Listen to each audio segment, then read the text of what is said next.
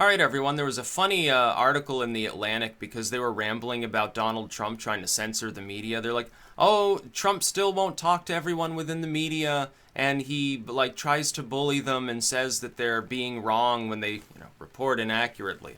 I pointed out yesterday, just because you don't like someone's character doesn't mean that any bad thing that you say about them happens to be true. That's called one-dimensionality.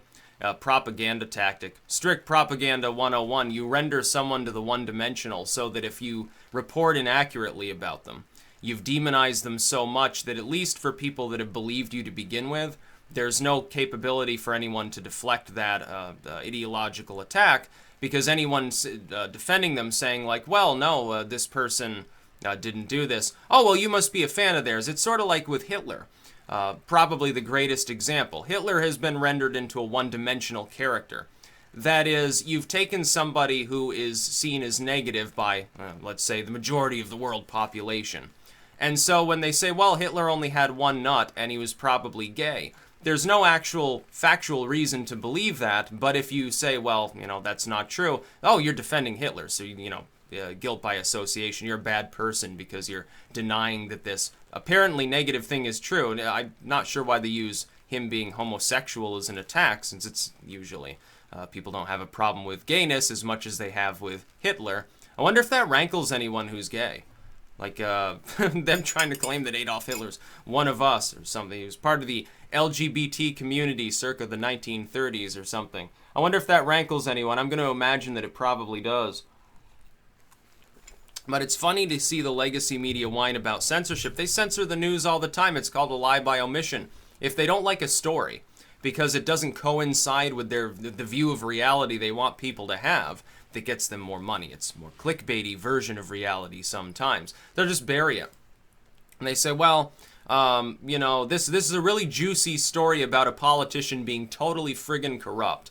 But we kind of like this politician because he's accepting our bribes and giving us favorable interviews. So I put it on page 3. Now, if it were the other candidate that they don't like, don't you think it would be front page news for a week running? Of course it would. Of course it would. That's the way that it works. We saw this during the last election. Think what you will, again, about Donald Trump. You can think he's a total shitfuck. But quite clearly, some of the reporting about him was not entirely true, including the polling. And the polling was all over the place too, and it wasn't just because of flawed methodology. Some of it was definitely purposeful. But at the same time that the legacy media is saying, well, bully, evil, mean Trump is trying to censor us, you see the New York Times and groups like that coming out against the alt media, which is just as much engaged in the activities of the press. Published a book, made a video, whatever it happens to be. Again, what does freedom of press cover? Everything that's not covered explicitly and solely under free speech. Free speech is I'm standing on the corner talking to a crowd. I'm talking to you in my own home or in your home. It's a private conversation. It's interpersonal in some way, something along those lines. If it is in any way non-verbal and explicitly in proximity, it's not covered by free speech explicitly. It's covered by the freedoms of the press, literally the printing press. That includes all online contact, including if it's live. It definitely includes that. That would be more an activity of the press in many ways than it would be speech, at least under the understandings of our founders. It's protected by both, but it's more an activity of the press. It's for public consumption. It's something that's not necessarily 100% interpersonal. The New York Times comes out and says, well, we don't want conspiracy theory videos, coming up in the results as much anymore. And so they're trying to bury them. Now, that's just entertainment. YouTube 2 or 3 years ago would have just called that, well, it might be tinfoil hat. It's the weird side of YouTube. There are a hell of a lot of people who really, really love the weird side of YouTube. But too bad the normies won't be able to know that it exists anymore, I guess. They want to force their results to the top, surpassing even larger partnered creators who are more independent. That's what they want to do. We now have word. Can't remember who it was, but there was a tweet about it, that the YouTube team has confirmed that there are now there's a new cast of creators, and I'm going to be reporting on this separately as well. A new cast called priority creators. If you are a priority creator, I'm assuming that they mean like CNN, the Young Turks, MSNBC, somebody who's more professional, has more shine, it's not independent, It's aligned with a corporate entity that might want to do ad work as well on YouTube. I'm going to assume it has something to do with money. If you're on that list, the AI won't go through and look through your videos and demonetize anything. If anything's demonetized at all, it would be specifically manually. I'm going to assume that these are multi-million-dollar firms. They probably have some overlap with the streaming bundle or something along those lines, because of course they're feeding money back into the system. And this is how the centralization of YouTube can proceed. Thankfully, though, they're so vastly outnumbered, and the reactions to things like this have been so overwhelmingly negative, I'm not sure they're going to be able to transition 100% to such a centralized platform. If they did, they'd just kick everyone off YouTube who's not either a priority creator or a YouTube partner. So then I'd be here, but like you wouldn't be able to upload probably or something. That would fully centralize the platform. Even then, it'd still be 90% independent content creators, so I don't know that it would accomplish anything much. But it'd be funny to see them attempt such a feat. But when they're calling for censoring other people who are engaged in the activities of the press, it's very funny. Because at the same time they're whining that they're being censored. Now, Trump is not trying to censor like the Atlantic, the New York Times, or whatever. Him refusing to give you an interview is not a form of censorship. He's not at your beck and call required to give you any interviews at all. He's not required to talk to anybody from the old guard press. He's not required to talk to the alternative media either. It's like the fact that millions of people watch my coverage does not denote that at my leisure I can call up any politician that I want, or any pundit or celebrity, and say, hey, you know, I want you to come on and do a live stream with me for 20 minutes. We're going to do a little interview, and if they say no, then I come out and say, well, I'm being censored by, insert celebrity here. I'm being censored by Tom Petty's ghost. I'm being censored by Phil Scott. I'm being censored by Donald Trump. The New York Times CEO is censoring me by not giving me an interview. That's not the way that it works. Your activities of the press, you can write whatever bullcrap you want, and if it's coming from the legacy media, whether it's something that's positive or negative, usually it's bullcrap. It's usually, at least it contains a few fallacies, and that's on a good day. More often it contains all sorts of lies by omission, skewed statistics. Sometimes it's a flat-out lie, a total dishonesty. And that's what you get with them. And they claim that that's the activities of the press. It's absolutely guarded. You can write whatever you want. The real attack on the press, by the way, I don't know how many people remember this. Seems that nobody else does. You remember that time that Obama was conducting research on journalists using the surveillance apparatus? And they caught him out doing this, and then very quickly people stopped talking about it because, of course, the legacy media didn't have a problem with it. Why do you think that is? Because the network that was entangled, and I believe it was NBC, if I remember correctly, which is, it wasn't even like Fox or Breitbart, it was like NBC, I believe.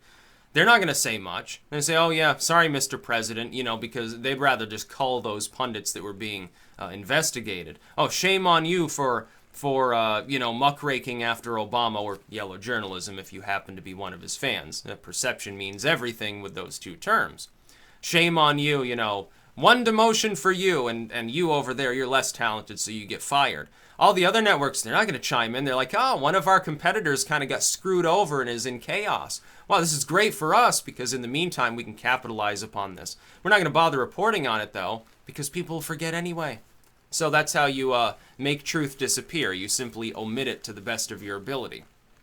Something inconvenient came up that doesn't go along with the storylines that you've been spinning for weeks or months at a time. Like when you spin some elaborate political fiction like the Mueller investigation or gun control or whatever it happens to be.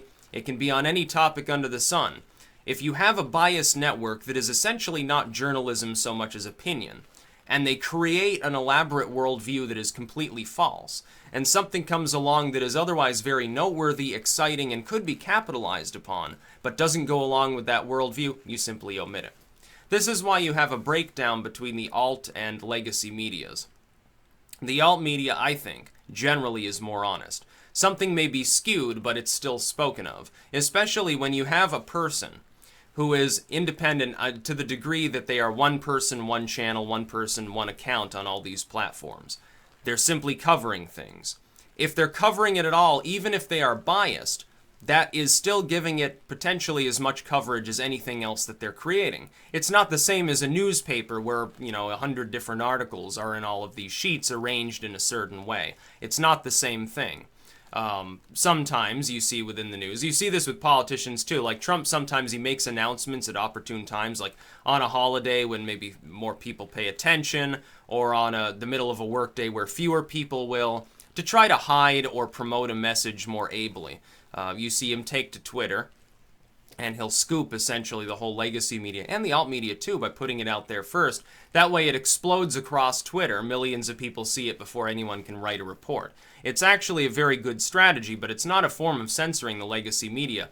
The New York Times and Atlantics and CNNs and Foxes and Breitbarts can't deal, I think, with the fact that it is no longer strictly necessary for them to even exist for people to obtain information. That's what I think they're afraid for their fiscal well-being. They're losing, in many cases, their audiences. Their audiences, in some cases, are literally dying off because they're, Fox News, what is it, 69 is the average age, I think it was, of a person who views their programming. I think CNN was a little better. It was like 66. That's pretty old. That's getting up there. I know that there are people like in their 60s and 70s, by the way, that watch my channel. Well, you probably don't watch CNN or Fox. You're probably not one of their regular viewers. Good on you, by the way. Way smarter than many of your contemporaries. Same with younger people. Yeah. But the legacy media is whining about censorship. They've been doing this for a while, though. They've been doing this for the whole Trump presidency and even before. He won't interview with us. He's calling us bad names. Oh, it's an attack upon the press. It's not an attack upon the press. It's an expression of his own free speech. He's not preventing you from doing anything that's related to your necessary functions in your jobs. He's simply saying he doesn't want to interview with you.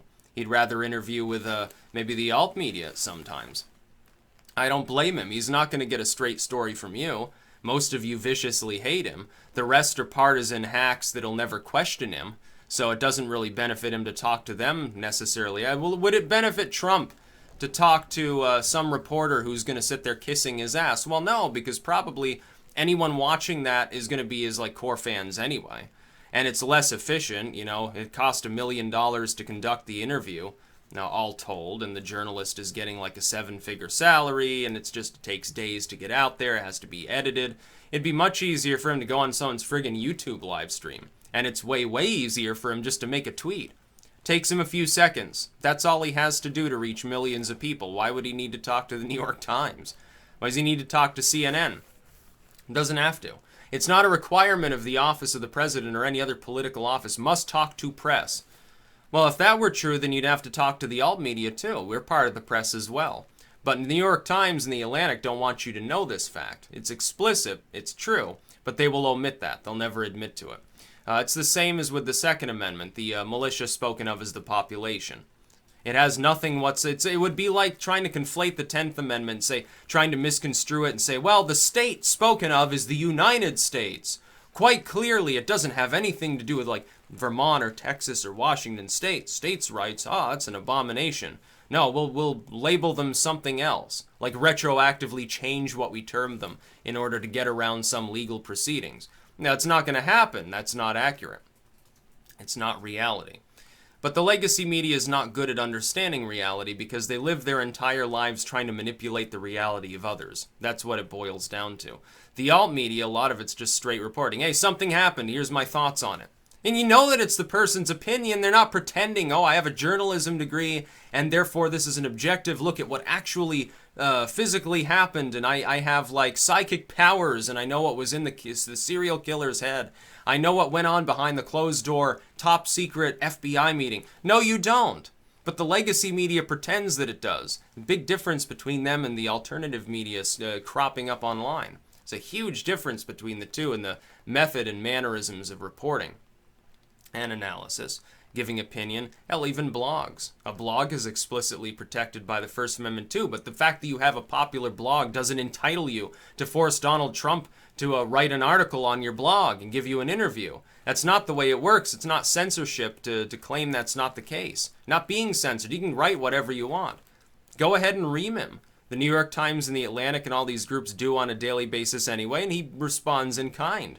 Why would you want to interview him? Isn't there too much bad blood there for you to even want to talk to Donald Trump?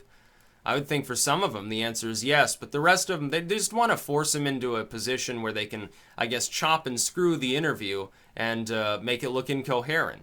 you know, they've tried to do that before with things that he said in the past. Like, oh, look at the Billy Bush tapes. Trump says it's locker room talk. Everyone else says it's horrible, it'll keep him from getting elected, and then he gets elected. I think they sort of screwed themselves because they provided a week of nonstop coverage of that, while Hillary Clinton's off talking to Goldman Sachs for $250,000 a plate and sucking bankers off and ignoring her own campaign rallies and making every mistake in the book. And they didn't want to talk about that. They thought she was a shoo-in. So I guess they hedged their bets on the wrong person. Now they're suffering the repercussions, and they're rather sad about that. So they're lashing out at people like whiny, spoiled little children. That's about all. Peace out.